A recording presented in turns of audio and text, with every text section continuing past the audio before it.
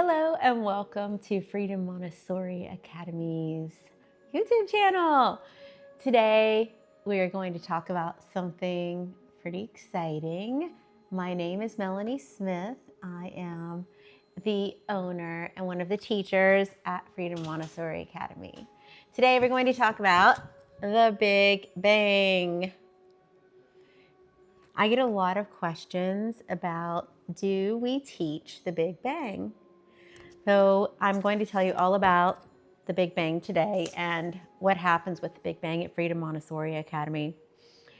So first of all, there's a lot that goes into it, and the Big Bang is only one tiny little bitty part of what we do at Freedom Montessori Academy, but it is pretty important. So I'd like to explain what that means and what that is.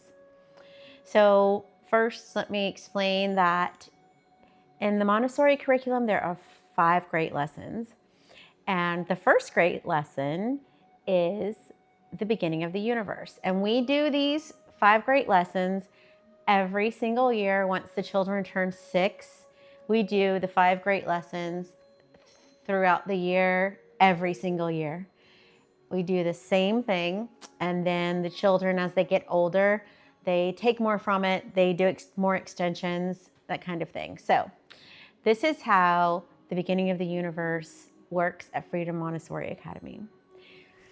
We begin with the year with creation stories from around the world. These stories are from different cultures, from different religions, and we do them for about a week or 2. Every day we might do a different one, and they're just short little stories. We might just tell a story. We might have a craft that goes along with the story. And then we end it with a big story that sometimes can be quite dramatic. I have instruments with my story. Different teachers at different programs do different things. And we don't exactly say what this one is. We've just been telling these stories from around the world and different cultures and religions. And then we end with this one. With this one, we have little cards just to give you an example of, there's different ones that I've gathered over the years. This one, for example, has little pictures that go with it. So you can see. And with each picture, there are some words that the educator would say as they put down the cards.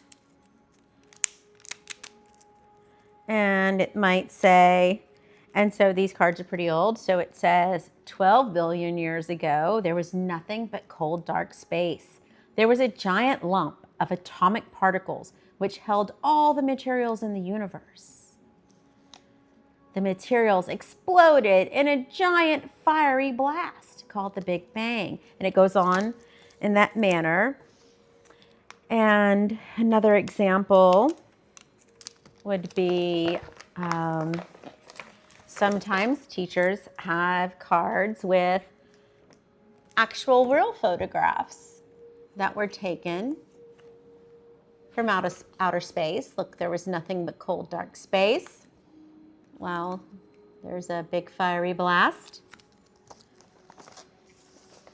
And then in my training, we have these beautiful tapestries. After we tell a little bit of the story, we are getting to the point where, let's see, here's one where now we are in our solar system.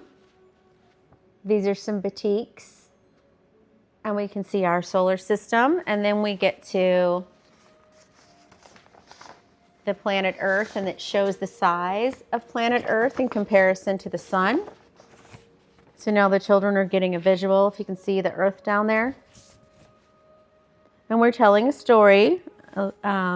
These are called impressionistic stories, to give the children an impression of what is happening. And the Earth was very hot.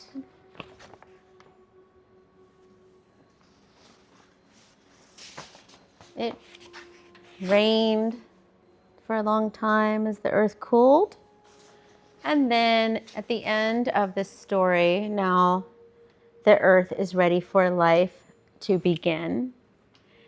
And whenever this Big Bang story is over, we discuss what a theory is, and that this is the Big Bang theory, that this is, we discuss that and what scientists have decided, okay?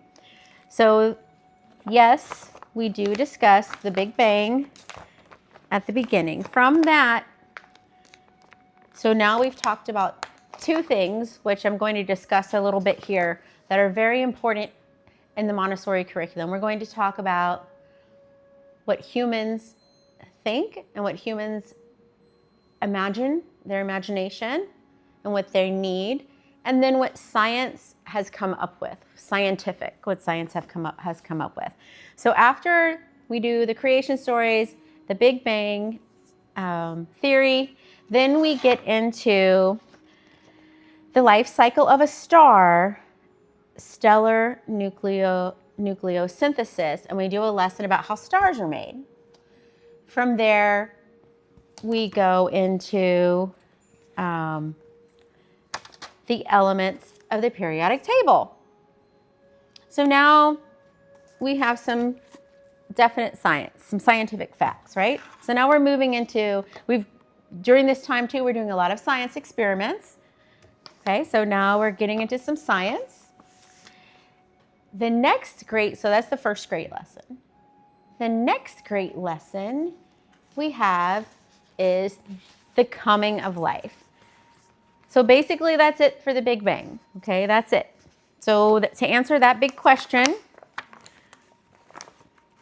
the Big Bang theory, we talk about it because it is a part of what scientists have theorized, and it's important to the education of a modern human right now and what the scientists have decided, okay?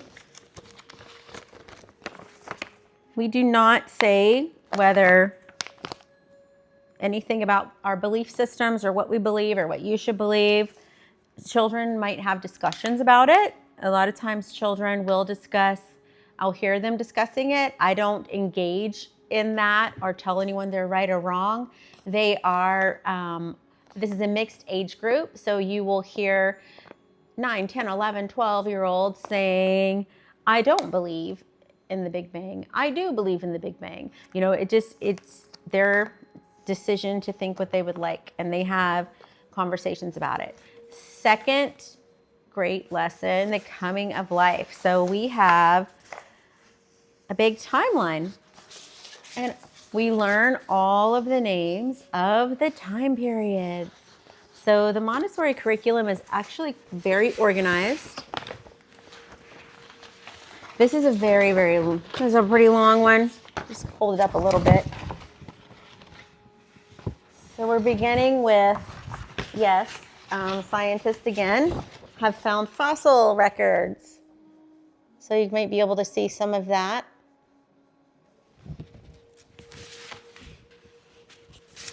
My favorite part is the trilobite, and I'm most excited because in downtown St. Pete, there's a giant trilobite in the store.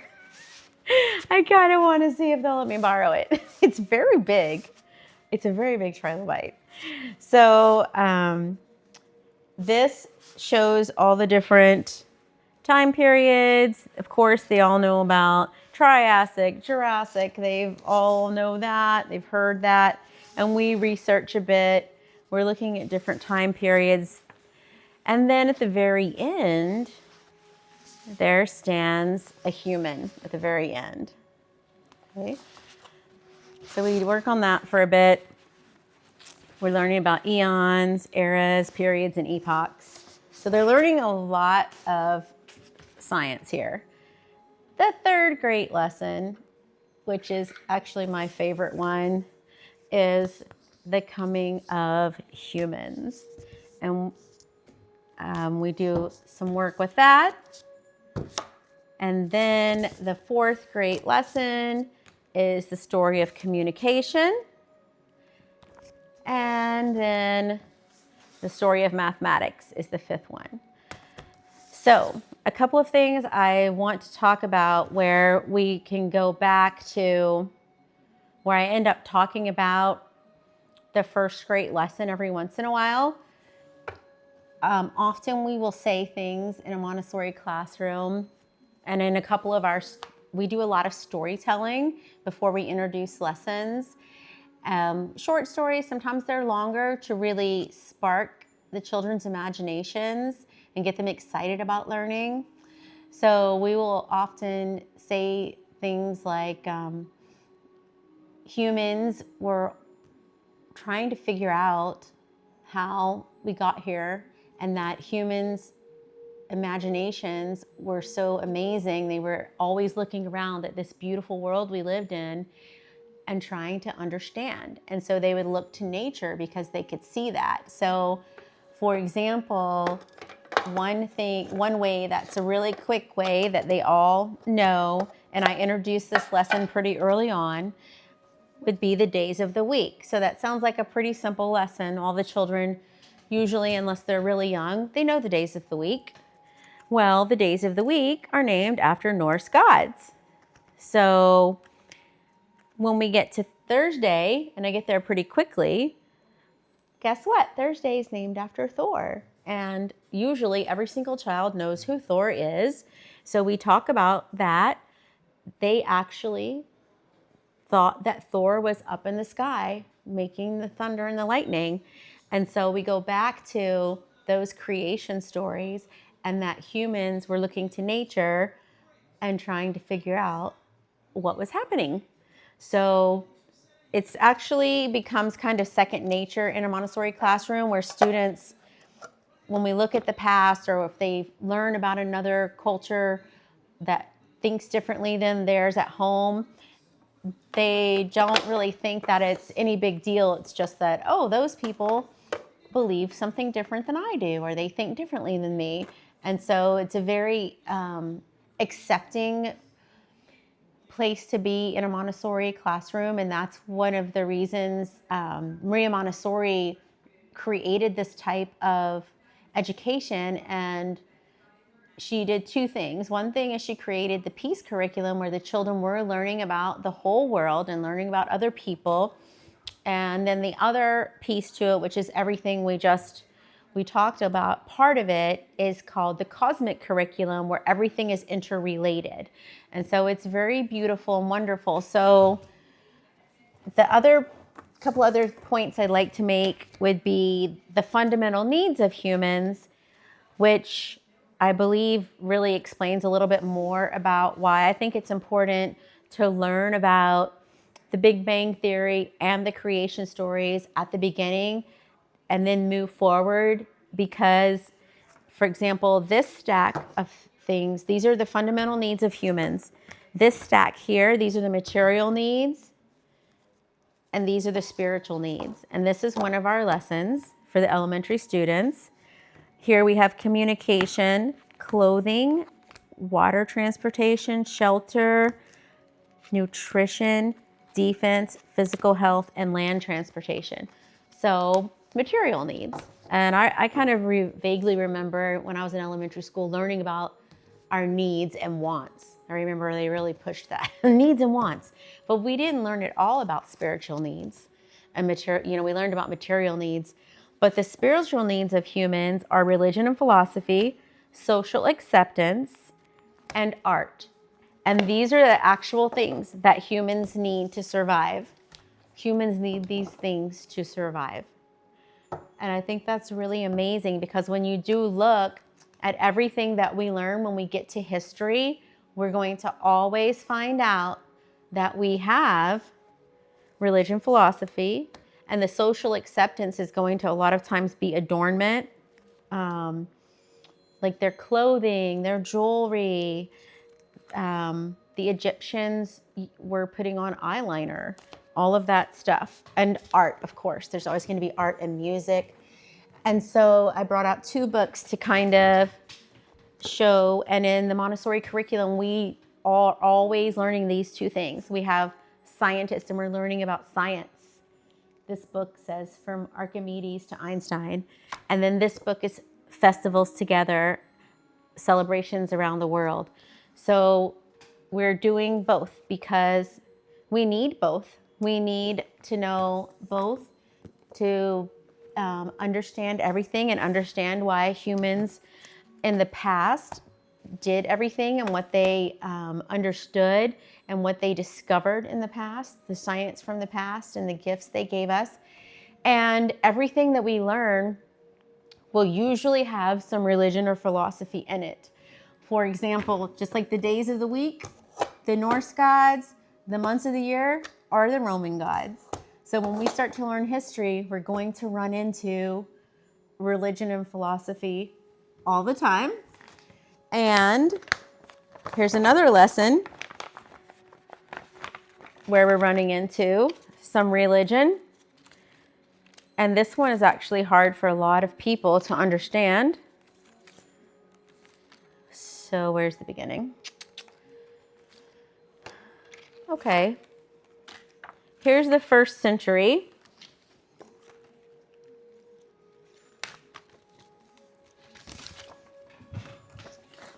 Okay, so this is the 1st century.